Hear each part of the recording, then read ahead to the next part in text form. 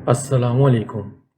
اگر آپ ہمارے چینل پہ نئے ہیں تو اس کو سبسکرائب کر لیں اور بیل آئیکن کو پریس کرنا مت بھولیے گا تاکہ ہماری ہر آنے والی ویڈیو کا نوٹیفیکیشن آپ کو مل سکے۔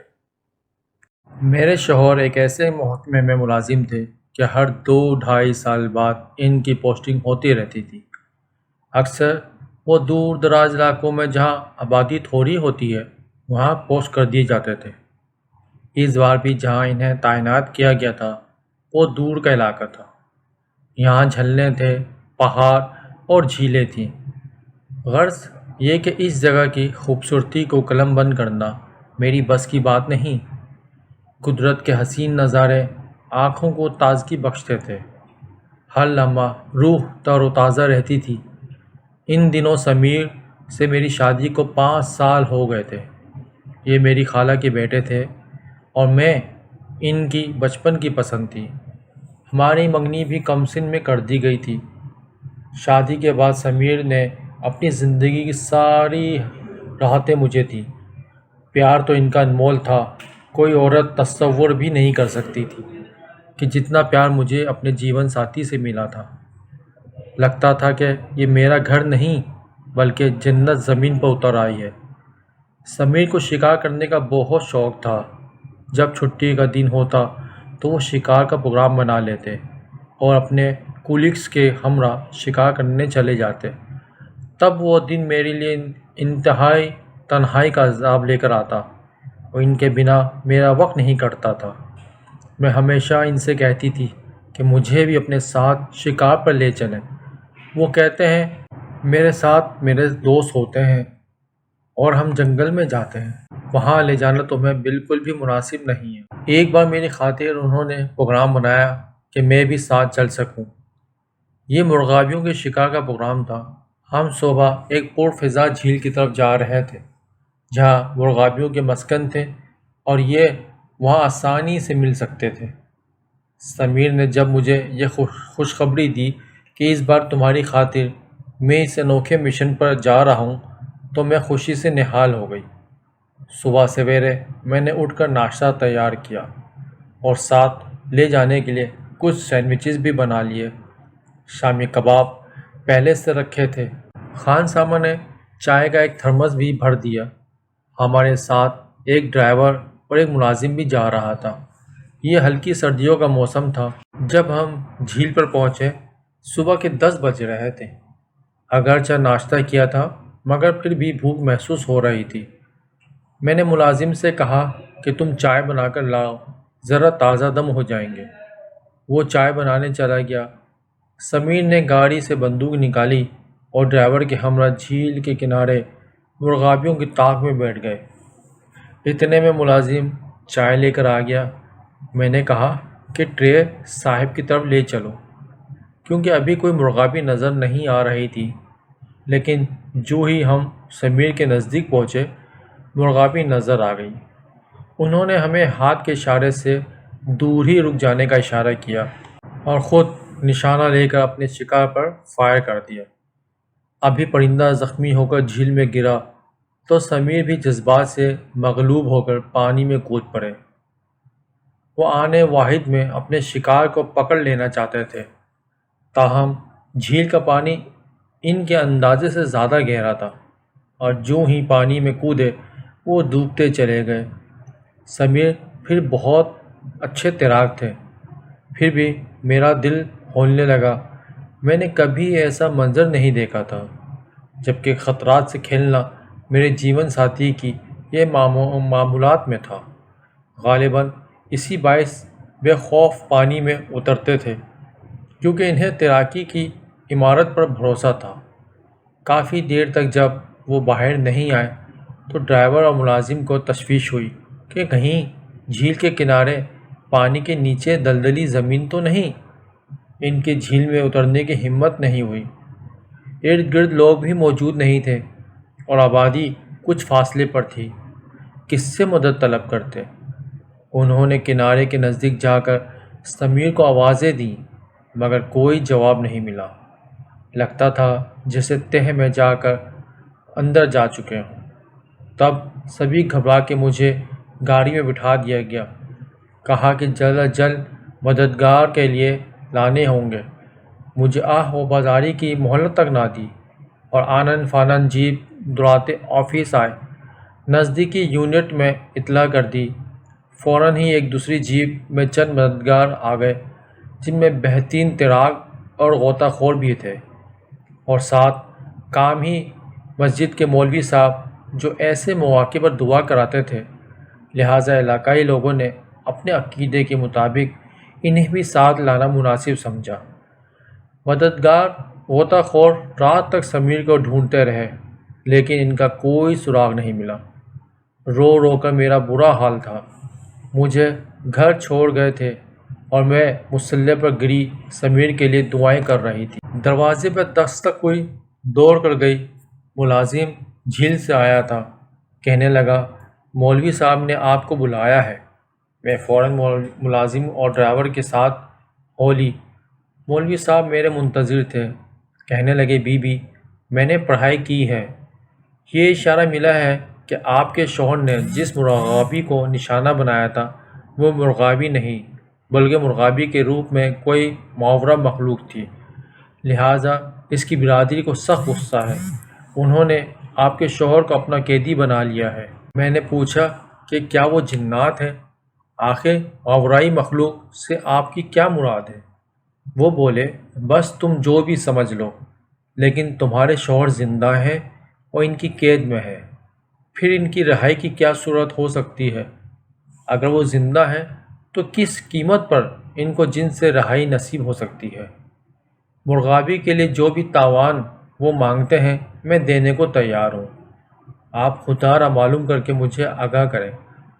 کچھ دیر مرغابے جیسے عمل سے گزرنے کے بعد وہ گویا ہوئے، بی بی، اگر آپ کو شوہر کو زندہ دیکھنا ہے تو 3 سال انتظار کرنا ہوگا، اور اگر آپ ان کو فوراً پانا چاہتی ہیں تو 3 دن انتظار کرنا ہوگا، لیکن زندگی کی امید نہ رکھنا۔ میں ویسے ہی حواس باختہ تھی، سوچ رہی تھی کہ یہ بزرگ صحیح کہہ رہے ہیں، لیکن میں ایسی باتوں پر پہلے یقین نہیں رکھتی تھی۔ میں 1 منٹ میں انتظار کرنے پر راضی نہیں تھی۔ میں نے کہا، خدا را، مجھے شوہر سے جلد سے جلد ملنا ہے، چاہے وہ جس حالت میں بھی ملے۔ 3 دن انتظار نہیں کر سکتی، اور آپ 3 سال کی بات کر رہے ہیں۔ 3 دن تو لازمی انتظار کرنا پڑے گا۔ آپ 3 دن بعد آ جائیں۔ مولوی صاحب نے کہا، آپ کے شوہر آپ کو جھیل پر مل جائیں گے، لیکن میں پھر کہہ رہا ہوں، زندگی کی امید نہ رکھنا، کیونکہ جھیل دریا سے زیادہ گہری اور خطرناک ہوتی ہے۔ دریا میں گرا ہوا آدمی شاید موت کو شکست دے دے، لیکن جھیل ایسی موت کی وادی ہوتی ہے کہ ہر ایک بار کوئی اس میں گر گیا تو پھر اس کا زندہ اوپر آنا محال ہوتا ہے۔ بہرحال میں 3 دن پڑھائی کروں گا، انشاءاللہ تعالی سے وہ اوپر آ جائیں گے۔ انہوں نے ٹھیک کہا تھا۔ تیسرے دن سمیر کا جست خاکی جھیل کی سطح پر ابھر آیا، گویا ان کا سراغ مل گیا تھا، مگر وہ زندگی کا سرمایہ کھو چکے تھے۔ تاہم ہاتھ پاؤں نرم تھے، لگتا تھا کہ ابھی بھی سوئے ہوئے ہوں۔ قریبی آبادی میں سرگوشیاں ہونے لگیں کہ جنوں والی جھیل میں مرغابی کے شکار سے افسر کی جان چلی گئی، حالانکہ وہاں شکار کے لیے کوئی نہیں جاتا تھا۔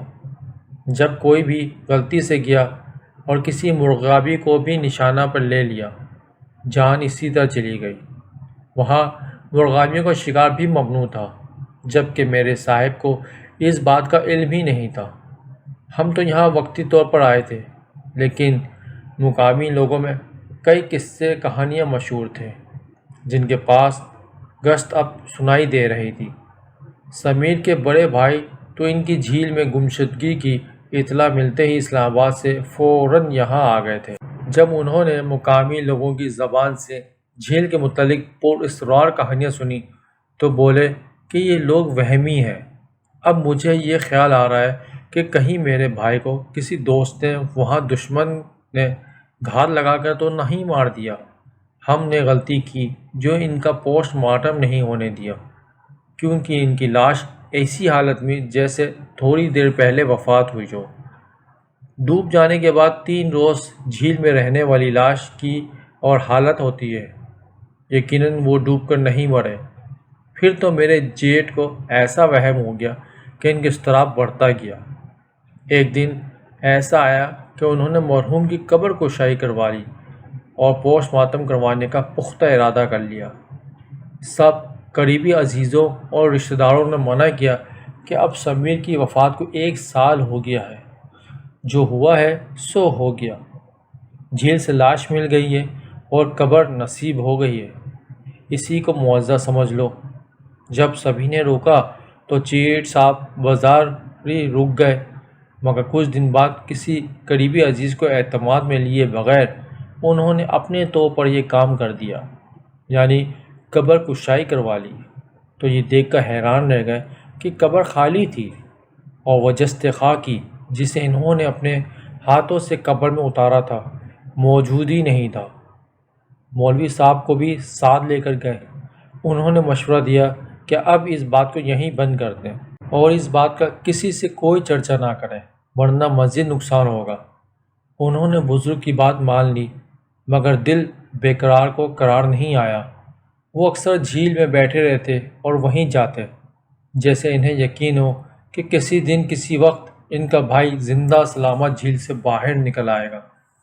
وہ کہتے تھے کہ اگر سمیر قبر میں موجود نہیں ہے تو پھر وہ واپس جھیل میں چلا گیا ہے، اور ایک کو یقین ہو گیا کہ میرے جیٹ کا ذہنی توازن بگڑ گیا ہے اور شاید اس میں بھائی کی وفات کا بہت ہی زیادہ صدمہ لے لیا۔